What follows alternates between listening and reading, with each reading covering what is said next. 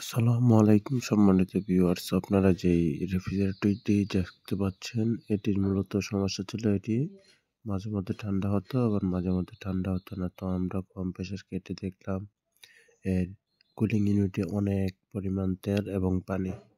তো এখন dry nitrogen দিয়ে ওয়াশ করার পর প্রচুর তেল বের হয়েছে, এখন আর বের হচ্ছে না। তো এখন আশা করা যায় এখন আর ওই চকিং সমস্যা থাকবে না।